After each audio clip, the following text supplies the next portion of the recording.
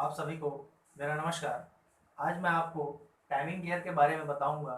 ये इंजन पर कहाँ फिट किए जाते हैं और इसका क्या प्रयोजन होता है, कितने इसके प्रकार होते हैं, कैसे इनको सेट किया जाता है।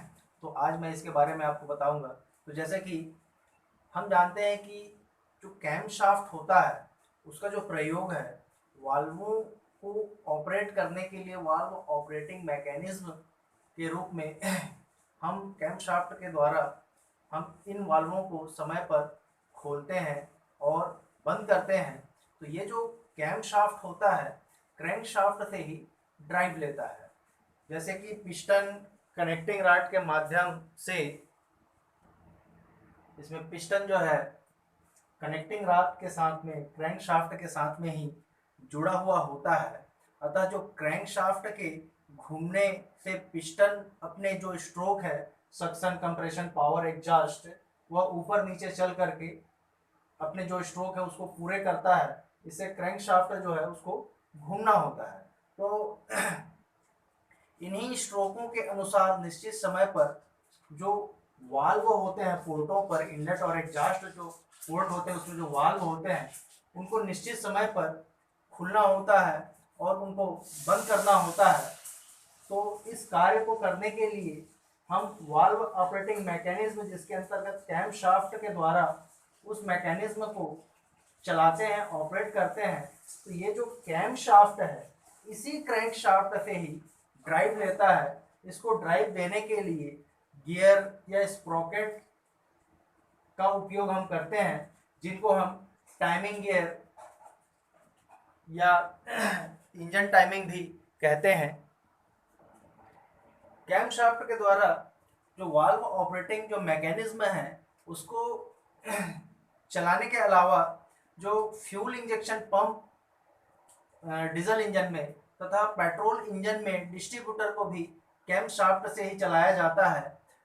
इन सभी कार्यों में टाइमिंग का एक विशेष महत्व होता है, क्योंकि वाल्वों को निश्चित समय पर खुलना होता है, बंद करना होता है। अगर डीजल इंजन है, फ्यूल इंजेक्शन पंप के माध्यम से डीजल के स्प्रे कम्बस्टन चेंबर में कराया जाता है, तो उसका भी एक निश्चित समय होता है, एक निश्चित समय पर ओपन होता है स्प्रे का, स्प्रे टाइम ओपन होता है और एक निश्चित समय पर जो स्प्रे टाइम है वो खत्म हो जाता है। और पेट्रोल इंजन की अगर बात करें तो पेट्रोल इंजन में भी एक निश्चित समय पर ही कम्बस्टन चैम्बर में स्पार्क प्लग के माध्यम से स्पार्क दिया जाता है। तो डिस्ट्रीब्यूटर के माध्यम से जो सिलेंडर होते हैं उनमें जो स्पार्क प्लग जो यूज़ किए जाते हैं उसको निश्चित समय पर जो स्पार्क है, जो करंट है, उसको प्रदान किया जाता है। तो इन सभी कार्यों में समय का बड़ा महत्व होता है। क्रैंक शाफ्ट और कैम शाफ्ट को जोड़ा जाता है तो इसका विशेष ध्यान रखा जाता है। कैम शाफ्ट को क्रैंक शाफ्ट से तीन प्रकार से ड्राइव दी जाती है। मुख्य रूप से तीन तरह से ड्राइव दी जाती है। तो इंजनों में क्रैंक शाफ्ट और कैम शाफ्ट को गियर के माध्यम से हम दोनों का संबंध, दोनों को हम जोड़ते हैं चेन के माध्यम से, बेल्ट के माध्यम से। इस तरह से क्रैंक शाफ्ट से जो ड्राइव है वो कैम शाफ्ट को पहुंचाई जाती है। इससे क्रैंक शाफ्ट के साथ में जो कैम शाफ्ट है वो भी घूमने लगता है और अपने साथ में जितने भी सहयोगी जो सिस्टम है उसको चलाता है। तो बात करते हैं सबसे पहले गियर ड्राइव में। तो टाइमिंग गियर में गियरों के माध्यम से क्रैंक शाफ्ट और कैम शाफ्ट को सीधे ही क्रैंक शाफ्ट का जो रोटेशन है उसके माध्यम से कैम शाफ्ट को रोटेट किया जाता है। इसमें क्रैंक शाफ्ट द्वारा कैम शाफ्ट को सीधे ही ड्राइव दे दी जाती है। इसमें जो कैम शाफ्ट होता है वह क्रैंक शाफ्ट के नज़दीक होता है। क्रैंक केस में पास पास फिट होते हैं। क्रैंक शाफ्ट के सामने हिस्से पर छोटा गियर लगाने के लिए एक स्थान होता है। ये जो गियर होता है स्टील का एक हेलिकल गियर होता है तथा कैम शाफ्ट पर ये जो गियर होते हैं वो बड़े साइज के होते हैं। बड़ा हेलिकल गियर फिट किया जाता है। कैम शाफ्ट का गियर जो होता है वह फाइबर या एल्यूमिनियम का बना होता है, परंतु जो भारी जो इंजन होते हैं उसमें स्टील के भी जो गियर है वो प्रयोग किए जाते हैं। कैम शाफ्ट में जो दांतों की संख्या होती है, कैम्पशाफ्ट के बाहरी परिधि पर जो दांतों की संख्या होती है, वह क्रैंकशाफ्ट में जो जितनी भी टीथ जो बनी होती है उसकी दुगनी होती है। इससे जो कैम्पशाफ्ट है क्रैंकशाफ्ट के आधी चाल पर कार्य करता है। अगर क्रैंकशाफ्ट जो है वह अपना एक चक्र पूर्ण कर लेता है तो जो कैम्पशाफ्ट है उसकी आधी चाल ही हो पाती है।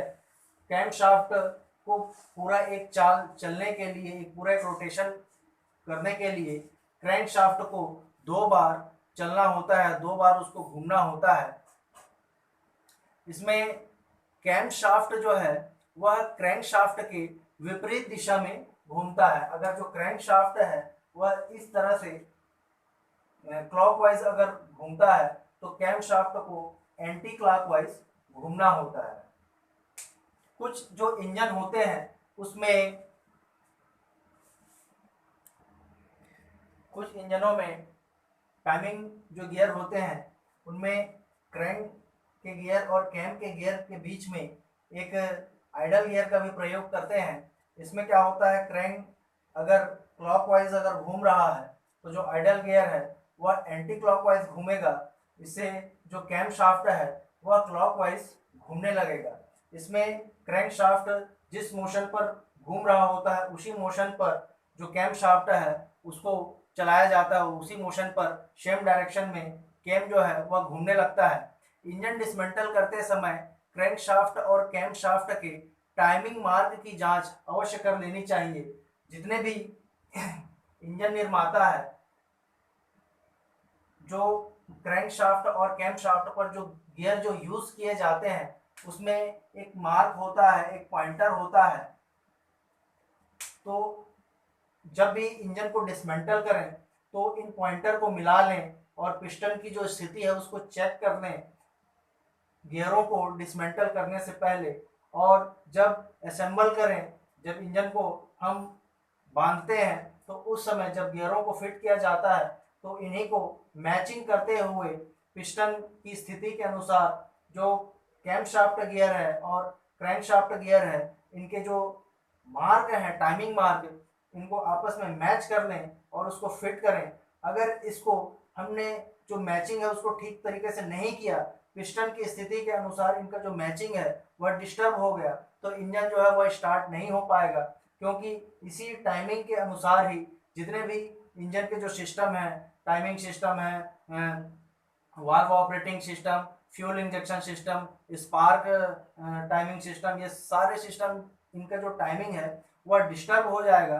तो अगर किसी निर्माता द्वारा ऐसा मार्क अगर नहीं किया गया है तो अपना मार्क वहां पर आप चिन्हांकित कर सकते हैं, दे सकते हैं। पिस्टन की स्थिति के अनुसार अपना जो मार्क है, क्रैंक के जो गियर हैं और कैम के गियर हैं, इसमें अपना पंचिंग के माध्यम से अपना मार्क दे दें और जब भी उसको फिट करें तो उसी मार्क को देख करके हम उसको फिट करें। तो इससे क्या होगा कि ये जो मार्किंग है एक तरह से गाइड का काम करती हैं, जिससे जो इंजन की जो टाइमिंग है वो डिस्टर्ब नहीं होंगे।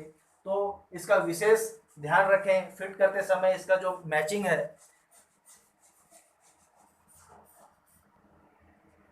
जैसा कि हमने जाना कि जो गियर ड्राइव है इसमें कैम शाफ्ट और क्रैंक शाफ्ट को जोड़ने के लिए हमने गियर का प्रयोग किया तो उसको टाइमिंग गियर कहा गया। तो यहाँ पर कैम शाफ्ट और क्रैंक शाफ्ट को ड्राइव देने के लिए, क्रैंक शाफ्ट से कैम शाफ्ट को ड्राइव देने के लिए हम चेन का प्रयोग कर रहे हैं।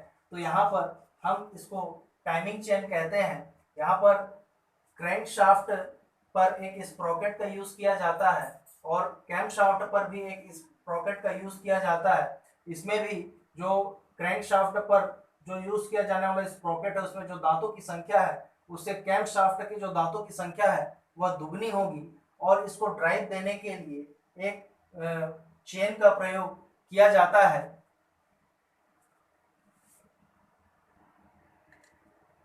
इस विधि में क्रैंक शाफ्ट से कैम शाफ्ट जब अधिक डिस्टेंस पर हो, अधिक दूरी पर हो, तब इसका प्रयोग किया जाता है। इस प्रकार के ड्राइव में सिंगल या मल्टीपल चेन का प्रयोग किया जाता है। मतलब उसमें जो गियर जो यूज किए जाएंगे उसमें जो दांतों का जो क्रम है वह सिंगल हो सकता है अथवा डबल हो सकता है। उसी अनुरूप में जो चेन है उसमें भी गियरों को फंसाने के लिए सिंगल रो अथवा डबल रो वाले चेन का प्रयोग किया जा सकता है। इन्हें ठीक से संचालित करने के लिए कई ऑक्सिलरी जो कंपोनेंट होते हैं, सहायक घटक, इनकी आवश्यकता होती है ताकि इनका जो टेंशन है, इनका जो तनाव है वह बराबर बना रहे।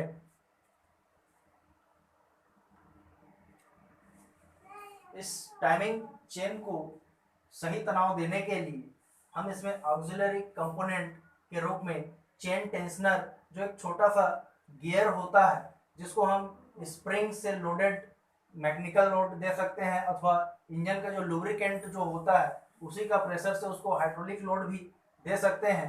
और चेन को सही दिशा प्रदान करने के लिए एक गाइड रेल, ये एक रबर या हार्ड प्लास्टिक की एक पैड होती है जिसको दोनों तरफ चेन के यूज किया जाता है। इससे जो चेन होता है उसको एक सही दिशा मिलती है। इस गाइड के प्रयोग करने से जो चेन है उसका जो वाइब्रेशन है और उसका जो कंपन है उसको कम किया जाता है और साथ ही साथ जो चेन है उसको एक सही दिशा भी मिलती है। जो चेन टेंशनर है इसके प्रयोग से जो चेन है उस पर एक निश्चित दबाव दिया जाता है जिससे जो टाइमिंग चेन है वह सही तरीके से कार्य कर सके। इस विधि में क्रैंक शाफ्ट कैम शाफ्ट के दिशा में ही घूमता है। अगर क्रैंक शाफ्ट जो है वो क्लॉकवाइज घूमता है तो जो कैम शाफ्ट है वो भी क्लॉकवाइज ही घूमेगा। जो टाइमिंग जो गियर होते हैं इनमें भी टाइमिंग मार्क जो लगे होते हैं हाउजिंग पर, और जो गियर हैं उस पर भी इस तरह से मार्क लगे होते हैं। हाउजिंग जो इंजन ब्लॉक या क्रेन केस उसका जो हाउजिंग होता है वहाँ पे मार्क लगा होगा, उसी मार्क को देख करके जो गियर होते हैं शाफ्टों पर फिट किए जाते हैं और इस तरह से सभी जो मार्क हैं एक दूसरे से मैच करें, इस तरह से उस मार्क को देख करके इसकी फिटिंग की जाती है। किसी कारणवश अगर जो टाइमिंग गियर होते हैं या चेन ड्राइव के जो गियर होते हैं अथवा चेन होते हैं या टेंशनर होते हैं किसी कारण से अगर खराब हो जाते हैं, क्योंकि अधिक के घर्षण करके चलते हैं, तनाव लेकर के चलते हैं, तो अधिकतर इसमें खराबी की आशंका बनी हुई होती है। तो कोई भी एक पार्ट अगर खराब होता है तो पूरा सेट इसको बदलना होता है, क्योंकि जो पार्ट चल चुके होते हैं उनके टीथ या चेन के जो होल्स होते हैं जिनमें टीथ फंसते हैं वो घिस चुके होते हैं। तो अगर नया अगर हम फ्रेश जब उपयोग करेंगे तो उसमें वो फंसेंगे और जल्दी घिस जाएंगे। इस हेतु पूरा का पूरा जो सेट है, स्प्रॉकेट, कैमशाफ्ट और क्रैंकशाफ्ट, चेन, जो गाइड रेल है और जो चेन टेंशनर है, इन सब के जो गियर हैं जो एक दूसरे से रगड़ करके चलते हैं, इनको पूरा का पूरा सेट ही बदलना होता है। अगला जो है बेल्ट के माध्यम से ड्राइव दी जाती है, इसको हम टाइमिंग बेल्ट कहते हैं। इसमें जो कैम शाफ्ट और क्रैंक शाफ्ट पर लगने वाले जो गियर होते हैं उसमें टीथ बने होते हैं। उस टीथ के अनुरूप एक फ्लेक्सिबल जो रबर होता है वो बहुत हार्ड होता है, बहुत मजबूत होता है। उन टीथ पर फंसा करके जो क्रैंक शाफ्ट है और कैम शाफ्ट के जो गियर हैं इनको हम ड्राइव देते हैं। बेल्ट का जो तनाव है उसको संतुलित या सही करने के लिए एक टेंशनर का भी प्रयोग किया जाता है जिसको हम बेल्ट टेंशनर कहते हैं। इस पर भी टाइमिंग मार्क बने होते हैं जिसको देख करके मैचिंग करके ही इसको फिट किया जाता है। तो आज के लिए बस इतना ही। धन्यवाद।